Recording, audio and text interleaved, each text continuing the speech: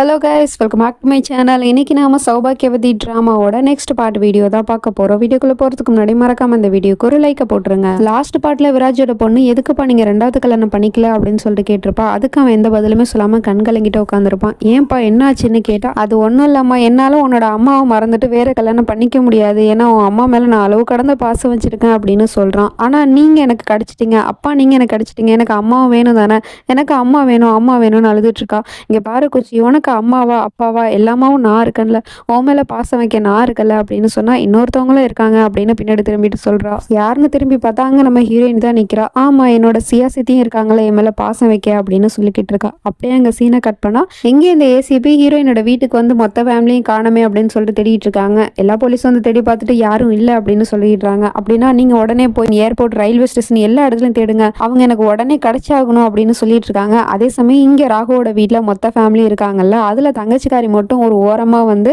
அந்த போனை எடுக்கிறதுக்கு பாக்குறா. அவளோட போன்ல ஒரு பாக்ஸ்ல இருக்கு, தம்பிக்கார வச்சுட்டு போயிருக்கான். அந்த போனை எடுத்து ஒரே ஒரு மெசேஜ் மட்டும் நம்ம பாய் ஃப்ரெண்டுக்கு அனுப்பிப்போம், நம்ம இங்கதான் இருக்கோம் அப்படின்னு நம்ம சொல்லணும்ல, அதனால நம்ம பண்ணிப்போம். அப்படியே ஏதாவது ப்ராப்ளம் வந்தாலும் அதை நம்ம அக்கா பார்த்துப்பா அப்படின்னு சொல்லிட்டு இவ அசால்ட்டா அந்த போனை எடுக்கிறதுக்கு பாக்குறா. அப்படியே அவ அதை எடுக்க போகும்போது கரெக்டா அண்ணங்காரன் வந்துடுறான். தண்ணி குடிக்கிற மாதிரி சமாளிச்சிட்டு இருக்கா. உடனே இவனும் அங்க இருந்து போயிடுறான். அப்புறமா இவ அந்த போனை எடுத்து ஒரு மெசேஜ் போட்டு விட்டுட்டு திரும்ப ஆஃப் பண்ணி போட்டுடுறான். அந்த ஒரு செகண்ட் போன் ஆன் ஆன அடுத்த செகண்டே இவங்க இங்கே ட்ராக் பண்ணிட்டாங்க, எங்க இருக்காங்க அப்படிங்கறத கண்டுபிடிச்சிட்டாங்க போலீஸ்.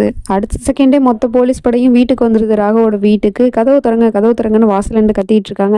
எப்படி நீங்க இங்க இருக்கிற இடம் ஏசிபிக்கு தெரிஞ்சிச்சு, சரி வாங்க போலாம் அப்படின்னு சொல்லிட்டு அழைச்சிட்டு போறாங்க மொத்த குடும்பத்தையும். எங்கன்னு கேட்டா அதெல்லாம் வாங்க நான் சொல்றேன் அப்படின்னு சொல்லிட்டு அந்த சுரங்க பாதைக்குள்ள ஒரு ரூம் இருக்குல்ல, சீக்ரெட் ரூம், அந்த ரூமுக்குள்ள மொத்த ஃபேமிலியும் அடிச்சு வச்சுட்டு இவங்க மட்டும் வெளியே வராங்க. போய் டோர் ஓபன் பண்றாங்க. கதவு திறக்கிறதுக்கு உங்களுக்கு இவ்வளவு நேரமா, சரி எல்லா போலீஸும் போய் தேடுங்க அப்படின்னு சொல்லிட்டு எல்லாரும் தேட விடுறாங்க. ஆனா நீங்க யாரை தேடுறீங்க அப்படின்னு சொல்லிட்டு கேட்டா சியாவோட ஃபேமிலின்னு சொல்றாங்க. மொத்த போலீஸும் தேடி பார்த்துட்டு வீட்டுல யாருமே இல்லை அப்படின்னு சொல்றாங்க. அது எப்படி யாரும் இல்லாம இருப்பாங்க, இந்த இடத்துல தானே லாஸ்ட் லொகேஷன் காமிச்சிச்சு அப்படின்னு சொல்லிட்டு போலீஸ் முழிச்சிட்டு இருக்காங்க. இங்க இவங்க வேற பதறிட்டு இருக்காங்க. என்னாச்சோ ஏதாச்சோன்னு தெரியலையே, எப்படி அந்த ராகுவோட அம்மா போலீஸை சமாளிச்சு அனுப்ப போறாங்கன்னு தெரியலையே அப்படின்னு. அதே சமயம் தம்பிக்காரனுக்கு ஒரு டவுட் வந்துருது.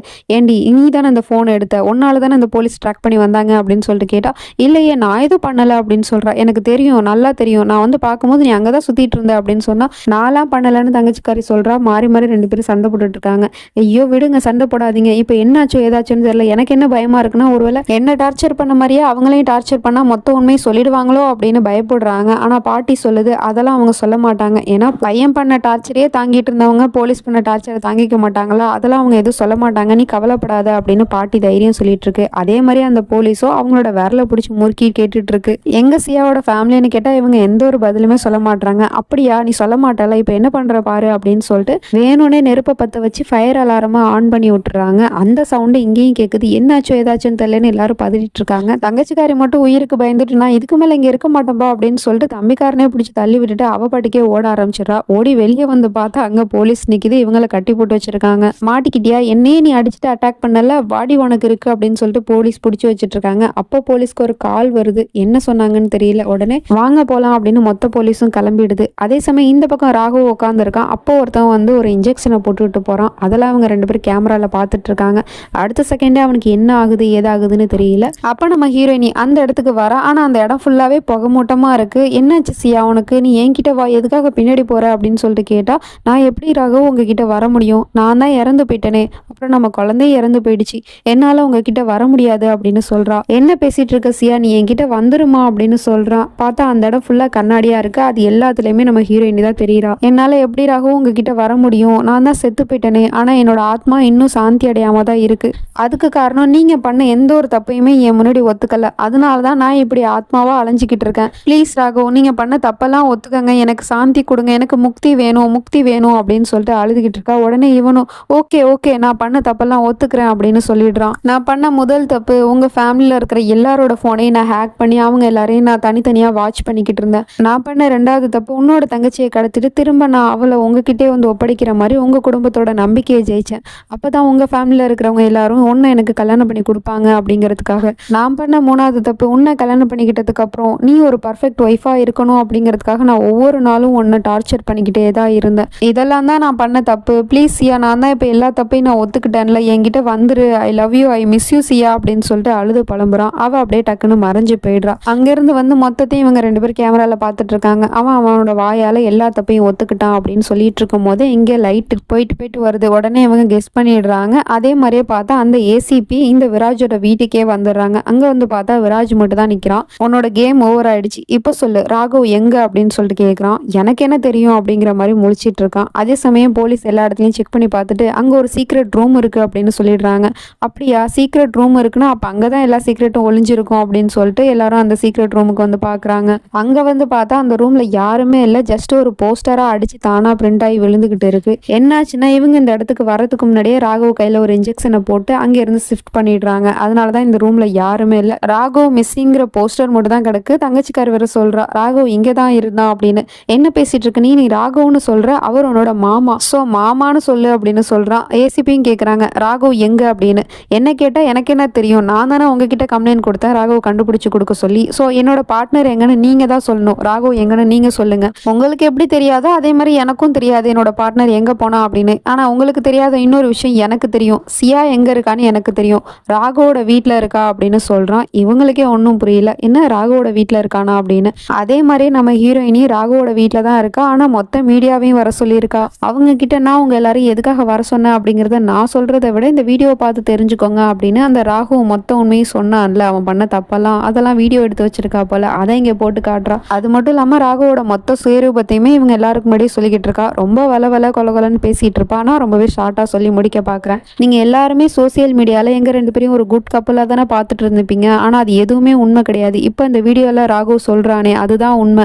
ஏன்னா என் புருஷன் என்ன ரொம்பவே கொடுமைப்படுத்தினா, டார்ச்சர் பண்ணா. என்ன மட்டும் இல்ல, அவனோட சொந்த அம்மாவே அவன் கொடுமைப்படுத்தினா, டார்ச்சர் பண்ணான். ஒரு கட்டத்துக்கு மேல அவங்ககிட்ட இருந்து நான் விடுதலையாகி வரணும் அப்படிங்கிறதுக்காக நான் டிவோர்ஸ் அப்ளை பண்ணேன். அடுத்த செகண்டே பார்த்தா என்னோட அப்பாவை கொன்னுட்டான் அப்படின்னு சொல்றா. இது என்ன புதுசா நம்ம ஹீரோயினி சொல்றா அப்படிங்கிற மாதிரி தான் இருக்கு. என்னோட அப்பாவும் இந்த உலகத்தை விட்டு போயிட்டாரு, அது மட்டும் இல்லாம என்னோட குழந்தையும் இந்த உலகத்தை விட்டு போயிட்டு, இது எல்லாத்துக்குமே காரணம் அந்த ராகவ் தான் அப்படின்னு சொல்லிட்டு மொத்த உண்மையுமே சொல்லிடுறா. அப்ப அங்க கரெக்டா ஏசிபி என்ட்ரி கொடுக்குறாங்க. மீடியாவும் கேட்குறாங்க அப்போ அந்த ராகவ் எங்கே போனா அப்படின்னு. அதையே நீங்கள் என்கிட்ட கேட்குறீங்க, இந்த ஏசிபி கிட்ட தான் கேட்கணும் அப்படின்னு சொல்லிட்டு இருக்கா. ஏசிபி திருன்னு முழிச்சிட்டு இருக்காங்க. அப்புறம் நான் அவங்க எல்லாருக்கிட்டையும் இந்த ட்ராமாவை நான் இதோட முடிச்சுக்கிறேன் அப்படின்னு சொல்ல வரேன். ஏன்னா இதுக்கப்புறம் ஒன்றுமே இருக்காது. நம்ம ஹீரோயினி இப்போ மொத்த உண்மையை சொல்லிட்டா இல்லையா மீடியா முன்னாடி, அதனால இனிமே அவங்க கூட சேர்ந்து வாழ வேண்டிய கட்டாயம் இருக்காது. அண்ணா அது மட்டும் இல்லாமல் உங்க எல்லாருக்கும் ஒரு டவுட் இருக்கும், அந்த ராகு எப்போ தான் வருவான், திரும்ப வந்து மனைவியை கொடுமைப்படுத்துவானா அப்படின்னு. அப்படிலாம் அவன் வரவே மாட்டான். அப்படியே ஒருவேளை அவன் வந்தாலும் அவனுக்கு எல்லா உண்மையுமே தெரிஞ்சு போயிடும், இதெல்லாம் பண்ணது ஹீரோயினியும் விராஜ் தான் அப்படின்னு. அதுக்காக பழி வாங்கணும் அப்படிங்கிறதுக்காக விராஜோட பொண்ணு கழுத்துல கத்தியை வச்சு மாட்டிட்டு இருப்பான். அவங்கிட்ட இருந்து அந்த பொண்ணை காப்பாற்றணும் அப்படிங்கிறதுக்காக ராகவ கத்தியால ராகவோட அம்மாவே குத்திடுவாங்க. அதோட அந்த ராகவோட சாப்டரே க்ளோஸ் ஆயிடும். அவன் செத்து போயிடுவான். கொஞ்ச நாளைக்கு அவன் பேயா அலைகிற மாதிரியே காமிச்சிட்டு இருப்பாங்க. ஆனால் உண்மையிலே அவன் செத்து போயிடுவான். அதுக்கப்புறம் அந்த பாடியை எப்படியாவது போலீஸ்கிட்டேருந்து மறைக்கணும் அப்படிங்கிறது தான் கதையே. அப்புறம் பெருசாக ஒன்றும் இருக்காது. நம்ம ஹீரோயினி அவளோட லைஃப்பை பார்த்துட்டு மூவ் ஆன் ஆகிட்டு போயிட்டே இருப்பாள். இதில் நம்ம விராஜ்க்கும் சியாக்கும் எந்த ஒரு கனெக்ஷனும் கிடையாது. ஜஸ்ட் ஒரு ஃப்ரெண்டாக தான் இருப்பாங்க கடைசி வரைக்கும். இதை தான் வளன்னு அடுத்து வர 30 எபிசோடில் இழுத்துருப்பாங்க. இது எல்லாத்தையுமே நான் உட்காந்து பொறுமையாக சொல்லணும்னு நீங்கள் எதிர்பார்க்குறீங்களா? மொத்த கதையுமே இதுதான், நான் சொல்லிட்டேன். இதுக்கப்புறமா இந்த ட்ராமாவை கண்டினியூ பண்ண ஒன்றுமே இல்லை, கதையே இல்லை. அப்படிங்கும் போது எதுக்காக வளன்னு பேசிட்டு இருக்கணும்? சட்டுன்னு இந்த சீரியலை முடிச்சுட்டு நான் வந்து சீசன் 1 போடலாம் அப்படிங்கிற ஒரு ஐடியால தான் இப்படி நான் ஷார்ட் அண்ட் ஸ்வீட்டாக சொல்லிக்கிட்டு இருக்கேன். இதில் உங்களோட ஒப்பீனியன் என்ன அப்படிங்கிறத சொல்லுங்க. முக்கால்வாசி இந்த ட்ராமாவை எல்லாரும் தீரஜ் சூப்பருக்காக தான் பார்க்க ஆரம்பிச்சிருப்பீங்க. ஆனால் அவனே இதுக்கப்புறம் வரமாட்டான். அப்படிங்கும் போது எதுக்காக இதை கொலன்னு நம்ம பேசி இழுத்துட்டு போகணும்? யாரெல்லாம் தீரஜ் சூப்பரோட ஃபேன்ஸ் இருக்கீங்களோ அவங்கெல்லாம் பர்பிள் கலர் ஹேட்டை வந்து கமெண்ட் பண்ணிட்டு போங்க. நான் முடிஞ்ச வரைக்கும் இந்த கதையை ஷார்ட் அண்ட் ஸ்வீட்டாக சொல்லிட்டேன். இதுக்கப்புறமும் நான் இந்த ட்ராமாவை இழுத்துட்டு போகணுமா இல்லை இதோட ஸ்டாப் பண்ணிக்கணுமா அப்படிங்கிறத நீங்கள் தான் சொல்லணும். உங்களோட ஒப்பீனியனுக்காக நான் காத்திருக்கேன். கமெண்ட் பண்ணுங்கள். தேங்க்ஸ் ஃபார் வாட்சிங். Bye friends.